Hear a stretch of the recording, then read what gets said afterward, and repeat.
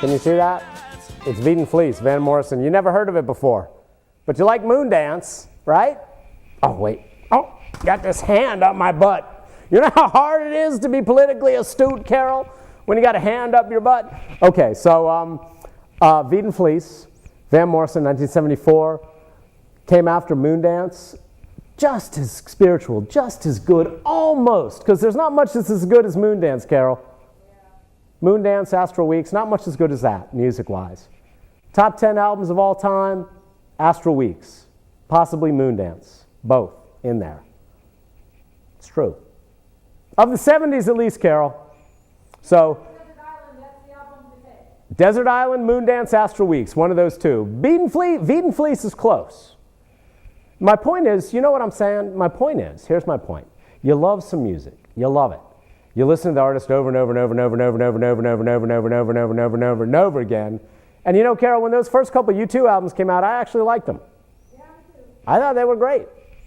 I was listening to U2 albums as they came out. I was kind of disappointed in Joshua Tree, actually. I was like, Joshua Tree? Well, it was good, Brian Eno and all that, but you know what? I heard Boy in October when they first came out. Those were great freaking records. What was I talking about? Oh, yes. You love an artist, you listen to the music over and over, and this is why it's so good to go backwards. That's backwards, Carol, right there. That's that direction. That direction is backwards, right there, monkeys. Go backwards and look at history, music history. And you know, you like David Bowie and you only know his greatest hits, you're, Carol, can I say idiot? No, that's insulting. Yeah, that's harsh. Find some of those songs on side 2 of the albums David Bowie was making during the years that the hits came from that you love. Same thing with Van Morrison, Weed and Fleece, 1974. It's a slower record than Moondance, but it's so good. All right, what is this, Carol?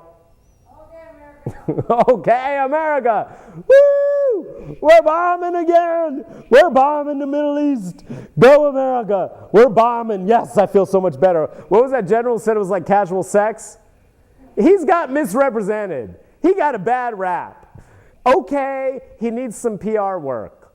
But the general who said that bombing, you know, from airstrikes from above is like casual sex kind of had a good point. What's your end game, America? You bomb ISIS in Syria?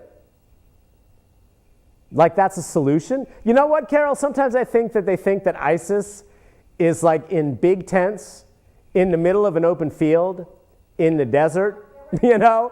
And all we got to do is fly over and go, oh, there's ISIS in their tents in the middle of that desert. Kill them. And we bomb them. And Americans are like, yay, we've solved the ISIS problem. Right? Problem. What? I stutter. Hey, it's not a problem with the puppetry, monkeys. It's not a problem with the puppetry. I have a disorder. I'm on meds. I should be. You should be on meds. So anyway, what am I talking about? ISIS. They're mixed in with everyone else. The what? They're mixed in with everyone. They're mixed in with everyone. Their recruiting process is really bizarre. They fool people. Into, you know, they're okay, look, ISIS is fighting Assad, who's one of the most evil people in the Middle East right now. Assad, the dictator of Syria. If you go to my Twitter page, there it is. I retweeted a couple of things from a guy who's at some Middle East institute, but I don't care about that. His tweets are on point. He links things. And one of the things he linked was an analysis of how many civilians ISIS has killed versus how many civilians the president of Syria has killed. ISIS has killed, what, 800 or so, as that we know of. The Syrian president has killed, what, tens of thousands? We're helping him. We bomb ISIS. We're helping the president, the dictator of Syria. Now, I mean, Carol, can we put up number, hang on, I need to find my list. Yeah, can we put up number 7? The New York Times had an article yesterday, front page, that pointed out that we've been bombing ISIS in Iraq, not Syria, Iraq, for weeks. Haven't budged them. We've maybe stopped their advance, maybe, that's arguable. We've been bombing ISIS in Iraq for weeks now. haven't pushed them back 1 inch. It's true. Okay, America, you're bombing again. You're bombing the Middle East. What's your end game? It's not, airstrikes don't work. Now we're starting to talk about arming some of the rebels. Part of the reason that the rebel alliance against Assad in Syria fell apart was because of Obama's hesitancy, Carol. There's no denying that, Carol. There's no denying that. Obama's hesitancy over the last couple of months, or the last 6 or 8 months in Syria, has helped dissolve whatever rebel forces, moderate rebel forces there were. We didn't do anything to help them. You know why, Carol, though? Because we didn't know who they were. And people just, arm the rebels. As if, arm the moderates, as if that's really clear. Are you even thinking about what the situation looks like on the ground? How complex it is? How difficult it is to tell an ISIS person from an anti-Assad moderate rebel on the ground? Again, go to my Twitter page. There's a link there to an interview with a former ISIS fighter. Number 8, Carol, if you don't mind. It's a really fascinating interview. He went to Syria. He went to Turkey, I think, first, and tried to meet up with people to fight Assad. He was a secular, not fundamentalist Muslim who went to Syria to take up arms against the dictator Assad, who we're now kind of sort of helping by bombing ISIS. And yet, the people who recruited him fooled him. They were dressed modern. They didn't have beards, Carol. You know, beards are big with those guys. They didn't have beards. They talked the talk that the moderate secular rebels talked, and they recruited him. He went to their camp, their training camp, and guess what? He found himself in a place where they practiced beheadings on chickens and animals, other animals. I'm not saying chickens aren't animals, Carol. She better not. She's like, you better not. Carol has friends who are chickens. Some of Carol's best friends are chickens. It's true, she says. But you know, so he found himself in a rebel camp, an anti-Assad camp, and everyone here would agree that being against Assad, the dictator president, the murderous president of Syria, is a good thing. He thought he was going to fight Assad with rebels who were not fundamentalist loonies, and they tricked him. He ended up in a camp run by ISIS. He eventually barely escaped alive when they invaded Turkish territory, and he was kind of a technician, so he could kind of go places where other people couldn't, and he got out of there. But his life was threatened periodically because he wasn't fervent enough, and you're surrounded by violence. He watched rapes happen regularly in camp because the rule at ISIS is if you're not a practicing Muslim woman, you're fair game for rape, even if the ISIS fighters are married. And then, of course, if you're not technically proficient or useful to ISIS, they brainwash you to be a suicide fighter. It's horrifying stuff, monkeys. ISIS is horrifying, no doubt. But Carol, you know what they're really good at? Getting Western media to pay attention. So they post videos on YouTube beheading a U.S. journalist or two, and bam, Fox News jumps at the bait. This is exactly what ISIS wants. We're bombing them. They love it. They love it. We're involved again in another war. This is exactly what Al-Qaeda wanted. When we invaded Iraq, Al-Qaeda popped champagne. Oh, they say they're against alcohol, Carol, but the higher-ups, they imbibe. They love it. Nothing helps ISIS more than the United States bombing them. And again, we've been bombing ISIS in Iraq for weeks and haven't pushed them back an inch. So, America, the question is a fair one. What's your end game? You feel good? We're bombing? Look, I hate ISIS as much as you. Jiminy Christmas, Carol, I'm a gay Jew. I'm a gay Jew with left-wing secular... I'm sorry, did I say gay Jew? I meant gay atheist who happened to be born Jewish. To them, I'm a Jew. To me, I'm an atheist. Gay atheist Jew. That's 3 strikes. I'm up against the wall way before any of you mofos. if ISIS takes over. So I know my enemies. I know who ISIS is.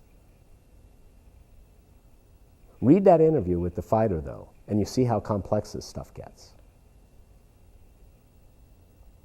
All right. I'm going to go on, Carol, and I'm going to go on record as saying we should not be bombing. We should not be bombing. We should be working with rebel groups, moderate groups. We should have tons of Arabic-speaking CIA agents and internet and foreign agents. We should have tons of foreign agents in that country. I know what you're saying, liberals, left-wingers. You're saying, what, Todd? You think we should be destabilizing another country? It's like, no, ISIS is our enemy, no doubt. We need to fight them. But bombing, airstrikes from above, stupid. We need to be working with the rebels, the moderate rebels. But it's hard. We have to recognize that. It's hard. And you know what, Carol? If you're a moderate rebel, you've seen how the United States screwed over other moderate rebels when it was no longer politically expedient to fund them and left them hanging in the wind. It's happened over and over and over and over again. I wouldn't trust the U.S. if I was a Syrian rebel. No. Did the U.S. consult with the Syrian rebels before we started bombing ISIS? Did the U.S. say to the rebels, what do you need? Where are you? No, probably not. What's your end game, America? You're just bombing again. And yeah, it needs to be said. The only reason this is happening is because we invaded Iraq under Cheney and Bush and Rumsfeld. What? ISIS, we did this. Look at that. We did that on the 10th. Remember, ISIS exists because of Dick Cheney's poorly planned and Rumsfeld's and its stupidly executed 2003 invasion of Iraq. That's undeniable. Look, I already said Obama's partly to blame here too. Completely idiotic, ineffectual strategy. But you know what? It's the same thing happened with the U.S. in Vietnam. We got burned by jumping in with a stupid plan. Fighting the commies in Vietnam was stupid. Stupid. Not to say that the sacrifices weren't real. They were real, I get it. But the top down, the soldiers on the bottom, I have no problem with them. The people at the top, the generals, the politicians, problem. We got skittish after that, as well we should. We are not the world's police. But you know what? We kind of have to be sometimes. But not by bombing from afar. All right, next up, Ebola. No, now a lighter subject. On a lighter note, look, there's a good chance Ebola's already here. Don't freak out. Carol, they're freaking out. Don't freak out. Yes, don't freak out. I need sticks on these hands. So don't freak out. The CDC said last week, Carol, 2 weeks ago, we said to the world, maybe it was 1 week ago, that, don't tell me we shouldn't be worried about Ebola in the United States, right? CDC said a couple days after we said that, well, there's an 18% chance Ebola will enter the United States by September 22nd. That was 2 days ago. 18% chance, the CDC says, Ebola is already here by September 22nd. But don't freak out. Here's the thing. We have the infrastructure to deal with it. We do. We have the infrastructure to deal with it. We have education. We have hospitals that are equipped. We know, we can tell people it's the fluids. Don't come in contact with the blood. Don't come in contact with, any of the fluids. In this case, I think it's also sweat, Carol. I'm not sure, though. I think it is, though. Oh, I should know that. Can you check that, Carol? Not vomit, not Yeah, vomit, blood, feces, all that. But I think it might also be sweat, which is why the funerals are such a problem. Carol's checking on that. I don't want to spread misinformation. But don't freak out. We have the infrastructure to deal with it. In Western Africa right now, they really don't. It's not racist. It's not anti-African. It's not our culture is better than theirs. It's that we have more money and we have more resources and we can isolate this and deal with it more effectively. If it happens in America, I'm sorry, did I say if? When Ebola hits in America, the media's gonna flip its wig. Don't let them do it to you. We know there's an 18% chance, according to the CDC, Ebola's already in the United States as of 2 days ago. Don't freak out. We can handle it. But not if you freak out. So stop freaking out about it. Just be calm. Wash your hands, Carol says. No, we're spreading misinformation. Is Ebola spread by sweat, or is it just blood and is there saliva? I forget. Yes. All body fluids like blood, saliva, stool, urine, and sweat. Hang on. All body fluids like blood, saliva, stool, urine, and sweat. Okay. I thought I was right. I said sweat, right? But I backed off because I didn't want to spread misinformation. But Ebola is worse than HIV that way. HIV is not spread through sweat. HIV is barely present in saliva, right? HIV is much harder. Ebola, you can get it much more easily. But we're also much better equipped to deal with it here in the States. And this is from the WHO's webpage. Yeah. Carol's quoting from the World Health Organization. I hope that's right. But, the real issue here is, had they moved faster to contain it, we might have been able to do something about it in Africa. And now we're facing what some people are calling a nightmare scenario, where Ebola ends up being what they call, are you ready? Endemic. Endemic. That means just an ordinary part of everyday life in Western Africa, or Africa in general. Who knows? We've got nightmare scenarios because we didn't act fast enough. Now, Carol, one of the things that people have suggested, are you ready? Send in the military. Lock everybody down. Ban funerals. Enforce public health measures at the point of a gun. That's what a lot of people are suggesting. I don't like that. Do you like that, Carol? That's scary. But also scary is, estimates of 1.4 million Ebola infected Ebola people, people infected with Ebola by this coming January. I think you're on board with limiting travel. Limiting travel is going to happen. They've already, or my boss was telling me, look, I was like, they're going to shut down all flights from Africa soon, in the next couple of months. All flights from Africa are going to be shut down. And I was like, the airlines are already doing it. They're already doing it. We can handle it if we don't freak out. Unfortunately, they waited far too long to deal with this outbreak, and now it's growing. And you know something, Carol? Once you've got an exponential growth curve like this, you can't stop it. It's gonna play itself out.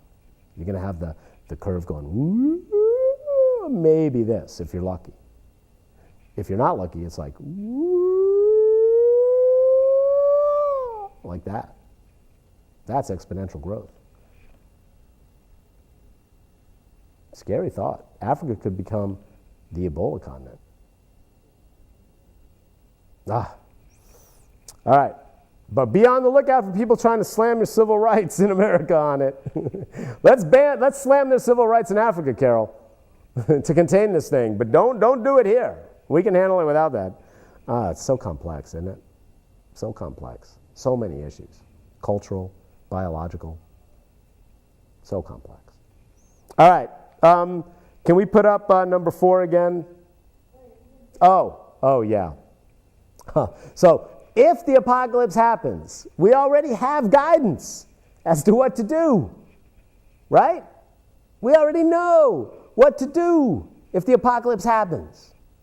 We know how to prepare for the apocalypse. Love your neighbor. Don't be a selfish jerk. Take care of each other.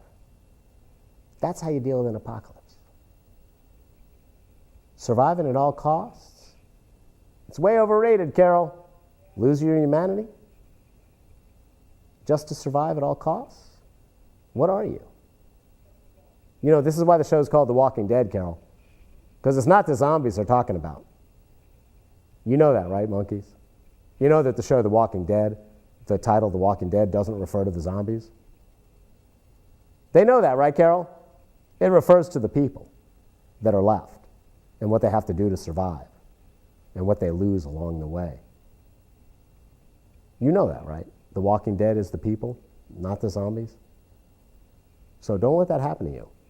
The apocalypse comes, there are going to be a lot of people trying to make a buck off of your fears. Always. The apocalypse comes, there are going to be a lot of people telling you to hate other people. Don't do it. Don't do it. Surviving at all costs, way overrated. Love your neighbor, way underrated. All right, let's go to the ridiculous to the more ridiculous. Oh man, Thomas Crowder retired today. He's got terminal cancer. We've said we had a moment of silence for him last week. We're serious about that. My mom died of cancer. Cancer runs in my mom's family. It's the F cancer meme. I like that. It's like F cancer. But listen, he's pushing for this window sign. He was pushing for this window sign ordinance, where businesses cannot have a certain percentage of their windows covered with signs. Most of our windows are covered with announcements for other businesses' stuff. Did you know that, Carol? Most of our window is covered with announcements for businesses that are not us. It's called being part of a community. It's called loving your neighbor again, you know? You know how many times I found out about a cool thing about walking around downtown and seeing flyers in the windows? This ordinance that Thomas Crowder was pushing, that I'm sure his wife will be pushing, and that I'm sure the sympathy for Thomas Crowder and his family will help push, is bad for Raleigh. It's just like when Thomas Crowder was saying things last week, like, oh, I know, people move to Raleigh because we don't have cluttered shop windows. No, seriously, Carol, that's the argument he made. Yeah, that's why I came here. That's why people are moving to Raleigh, because we control the clutter in our windows and all. What? I'm sorry, that's just ridiculous. And the fact that Thomas Crowder has terminal cancer and his wife has taken over does not make the arguments that he's making for this window sign ordinance any less ridiculous. Carol, come show my face. Can you do that? Can you show my real face? I'm not hiding behind the monkey on this one. I never hide behind the monkey. My name's Todd Mormon, and I stand by these opinions. I just think it's important that we not do something stupid for Raleigh. It's just like when the city of Raleigh tried to ban the mushrooms in front of the mellow mushroom, this huge giant purple mushrooms, Carol, that kids were playing under. Oh, that's terrible signage, it's clutter, and blah. You know, we fought back on that and we won. This sign ordinance that Thomas Crowder is pushing is ridiculous. It's a response to a different problem with some idiot lady who had an electric sign running all night at the corner of Peace and Glenwood. They couldn't deal with that, so the city committee decided to do this instead. It's a ridiculous solution to a problem that doesn't exist. And every one of Thomas Crowder's justifications for this anti-window sign ordinance have been failures. Oh, the police need to see into your windows. No, businesses block the sun with blinds all the time. The police do not have a right to see into businesses' windows. Oh, people move to Raleigh because we don't have clutter. Where did that come from? Out of somebody's butt. 1 minute. We got 1 minute? Yep. All right, I'm done. But call your city council people and tell them that this anti-sign ordinance in windows is just a ridiculous overextension of government intrusion into businesses. Did that sound libertarian enough, Carol? Did that sound Republican enough? It really is. And I'm sorry, Thomas, that you're dying. I really am. Lots of us have dealt with this kind of stuff. I'm sorry. But that sign ordinance is terrible. All right, how much time we got? All right, let's put up number 9. Great article in the Antidote today by Colin Campbell about Bike Fest, the motorcycle festival downtown, and how businesses are like, it crushes us. Restaurants are like, we lose 80% of our business. I loved it when I went a couple years ago. Carol says she loved it when she went a couple years ago. I had a good time when I went last year. I'm sympathetic. It's tough.